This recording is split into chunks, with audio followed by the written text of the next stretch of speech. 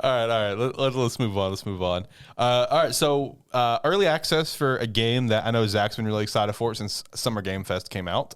Zach, you got the chance to check it out. You told me, Anacrusis. Yeah. How is it? Is it living up to any hopes, expectations that you had when it was revealed? It's rough right now. All right. Well, cool. I mean, it's probably a good thing it's an early access, but it's really rough right now. I mean, main basis of it is Left 4 Dead in space. Okay. You got 4 survivors who it really is no story explanation. Apparently, aliens showed up on the world and sort of taken over, and you're just running from airlock to airlock. Like, so far there's been no story explanation, so I have no idea what's going on in the setting. 4 people in sort of like this. I can never think of what genre style it is, but the same art style and design style is like what Deathloop had. Okay. I can never think of what that style is called, but it's that sort of type of style with sort of think like space setting, pretty much. Almost reminds me a bit of like Jetsons clothing style, some stuff, how it's got set up. And you got these 4 people running from airlock to airlock doing stuff. I mean, it's rough right now. I could see where it could be very entertaining and whatnot, but it's sort of rough and clunky right now. Like, there is no very visible guiding of where you need to go. Mm-hmm. So there's not really any character voicing that's sort of helping you, direct you if you're not going the right way. Not even like usual cues of like some sort of emergency lights or a brighter area versus others. Not, and it's a decent sized map usually each way too. So there's plenty of hallways and corridors to run through and everything, just find stuff, but not be the right way. Like during one of the levels, there's this whole section of just these like single cubicle cabins that every single door is open almost. And for the most part, they're just dead ends into the living areas, and maybe you find an item. Most of the time you didn't. So it was just a constant walking in these until we figured out if there was anything worth a damn in them or if there was pointless. Mm-hmm. So there's a ton of extra open doors for some reason. And all the guns feel weird. Okay. So there's a shotgun, an assault rifle, a SMG, and a pistol are the main 4 weapons. Are they like space They're weapons? plasma weapons. Yeah. So it's all plasma based except for, and there's also 3 special weapons: a Tesla gun, which, as anyone understands, is just a lightning coil gun. Yep. Standard. An auto turret, and then a laser. There's a straight laser gun, in which, and it gives you no real context of how any of these really work. It just gives you a reticle. Like the Tesla one was fairly understanding if you know what a Tesla coil is. Mm. It gives you a big old square box as a reticle, and anything in it gets zapped. The laser was just a straight line, and it's literally just a straight line. Like, it has no real effects right now, just the red line. So I was just like waiting for something. I was like, it's such a tiny red line. I was thinking that it was like a charge up thing and shoot. No, it's just that tiny red line. You just got. Oh, is it like a continuous beam that does damage? Yes. Or and it's like it's super, supposed super to, small. I assume? Yes. Okay. And like it's pencil thin. So like. I know exactly what you're talking about. Yes. Okay. So it's so thin that I thought it was a charge up thing versus just a straight laser. Where it's like you're kind of it's like a charge up thing where it's almost kind of like pick your target sort of thing. Where do you want it? Okay. It'd be like when you just tap the trigger on a Spartan laser. Yeah, that's what I was thinking. Yeah, that's exactly what it's like. And it took me forever to. I was like, Amy was like, nothing's happening. Then I finally hit someone. Was like, oh, what the? It's been shooting the entire time. It wasn't bad because I wasn't able to watch my ammo count either because it was during a random mob spawning. But like. I will say that's underwhelming for a laser. Yeah, it's super underwhelming. The Tesla gun felt good just because it's just if something hits, it's a drop. And then the auto turret, I mean, it's an auto turret. You set it up and it just goes to town. Yeah, it does its thing. That one could use a little bit more work though because like I set it up and started using it, but I didn't see really any noticeable effects. At least versus like big waves. If it was like I just set up in a room and there was some, it dropped them. But during like big waves, it was helping, but there was no real noticeable effect for me to be like, yes, this was worth picking up and carrying around. Yeah, so it doesn't. So it sounds like is one of your 3 special weapons feels impactful and the other 2 are just there. Yes. I mean, they do their job. It's just they're not noticeable. Yeah, they do their job, but they're not well enough to be considered a special weapon. Yes. Out of the guns, the one that felt the most solid to me was the shotgun. It's a shotgun. Yeah. It does its thing. Spray and pray. It's hard to fuck up a shotgun. And then you get the Halo Infinite shotgun. Yeah. That's great. What are you talking about? You shit on that thing so much when you first played. I didn't know how to use it. And now he does. The SMG's not bad. The assault rifle is a bit interesting to me because hip firing isn't bad in this game, but if you play a lot of shooters, you're more likely to go down to iron sights. And the only thing I don't like about the assault rifle, it's more or less a holographic scope on it. So it zooms in way too much for how close quarters of the game this is, since it's an alien zombie-esque game. So everything's in your face. And I don't know. I've slowly become part of the 3-round burst person, and it's full auto. That's just a personal preference. Yeah.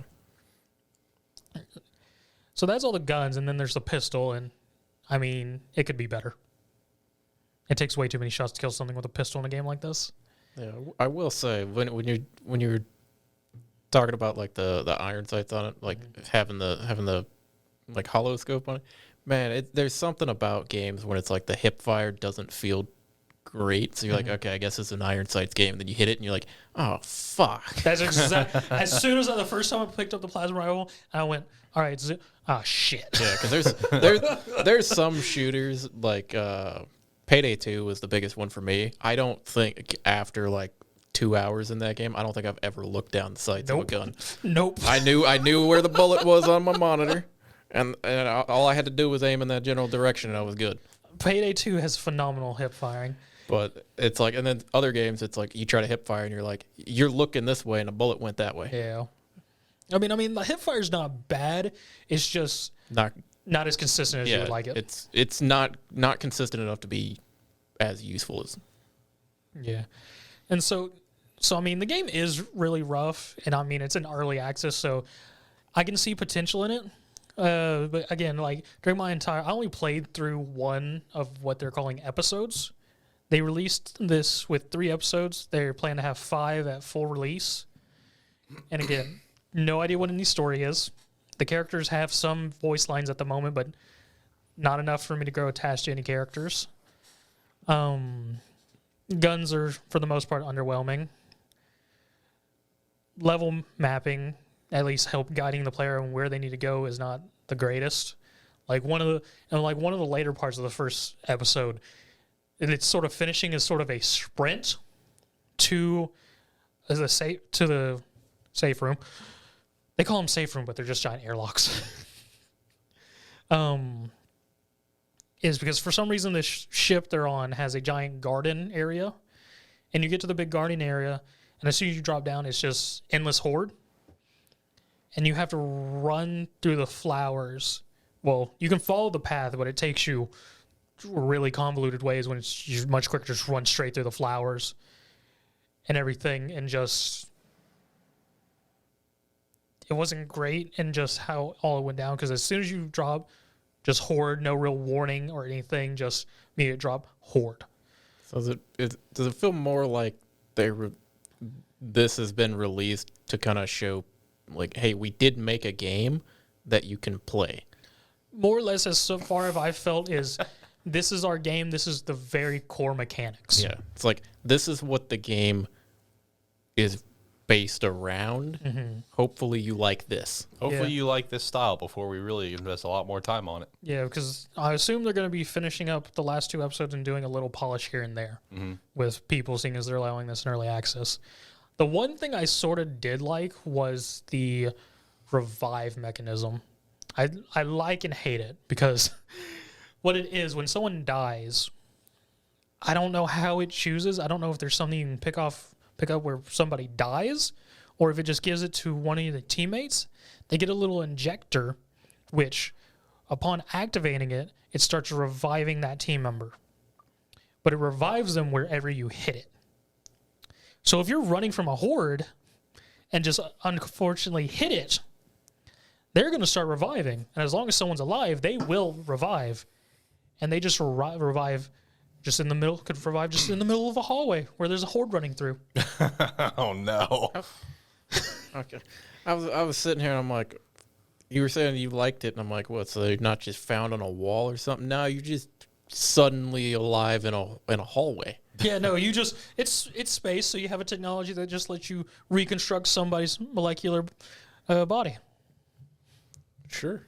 The thing I like about it is just you're able to easily choose where they respawn. Yeah, you're not stuck. It's not like you see them through a wall over there, and it's like, okay, well, now I have to run over there, find my way up, and let them out. Yeah, you got to fight your way. You can actually set up a defense to allow them to respawn if you want to. Yeah. I do got to say their ideas for their special aliens are actually very intriguing. So they have one which is literally called the Grabber, and it has 4 long arms, and from a certain distance, it can just snag someone and just start snacking on them. Very classic. They have the classic Brute, which is your big beefy boy who's going to smash everyone's face and take a lot of bullets.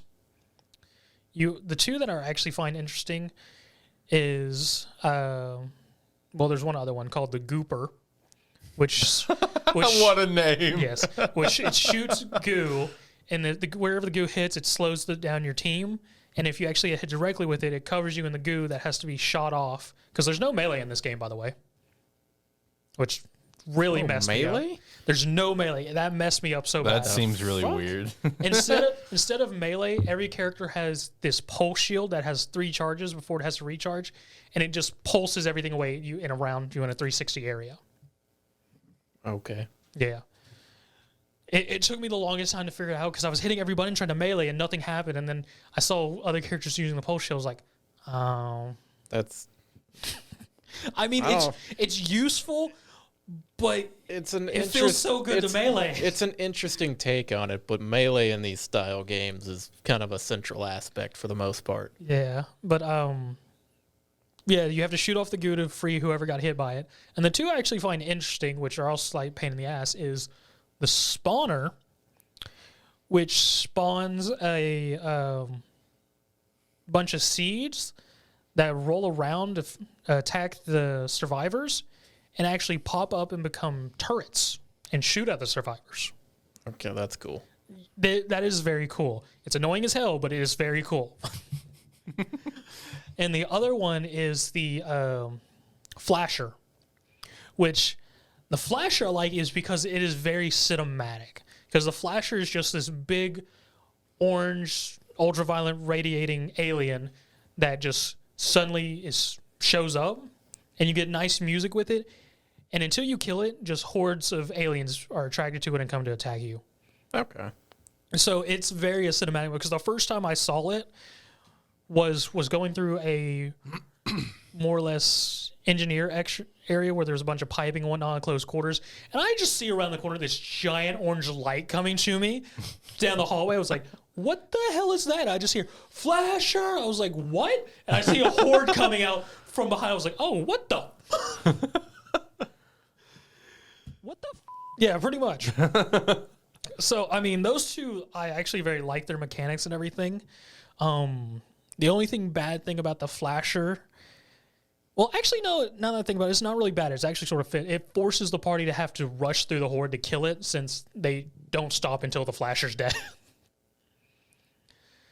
But yeah, that's my overall take on it. It's very core mechanics. I can see where a good game could come out of this. They're just trying to sell you on the core mechanic from the sound of it. But as it stands right now, it's pretty rough. I wouldn't suggest it to anyone unless you really just want to try it. Unless you just want to see what they got cooking. Yeah. The other thing which I just remembered is their version of the Witch, which is called the Seed, in which they need something for it because more or less what the Seed is just a bunch of giant pods. I don't know really what. Literally, it's just seed pods, just in the fucking way. And if anyone shoots it, and when I say pods, we're talking like there's probably about 8 to 10 of these suckers. And if you accidentally shoot near it, it activates them, and they just rush and beat the shit out of whoever shot them. So you just have these giant pods that just beat the shit out of you. And they take quite a bit of bullets. They move around a lot, so it's hard to lock onto them. And honestly, before you're on them, there's usually no visual cue or voice line cue. So you can set these off very easily on accident with no clue. Yeah. So that seems to be a big aspect that they're missing across the board. Yeah. Okay. Well, we'll continue to see how the game goes. Do we know a quarter release? They have no actual full release date at this time. Sounds like that's probably for the best right now. Probably. You know, while they just continue to kind of work things out. But I will say one thing. I don't think it's a bad decision what they've done to throw it out in early access. Because again, like I said, it's just trying to sell you on the core mechanic. I mean, and early access isn't a bad thing because we have plenty of games that stay in early access for years. That's true. That's true. Because like think about it, just GTFO just recently fully released. What it was, December. It was during the Game Awards. Okay, was it? Yeah, because that's when they announced. You're right. That's when they announced the 1.0. Yeah, so GTFO just came out, and that was in early access for years. Just think about it. 7 Days to Die is still in early access. Yeah, it is, isn't it? Fortnite was in its beta for like, what, 2 years, 3 years? Yeah. So, no, I mean, like I said, I definitely think it's good that they went ahead and released an early access just to sell you on the core mechanic while they continue to polish stuff up. Yeah.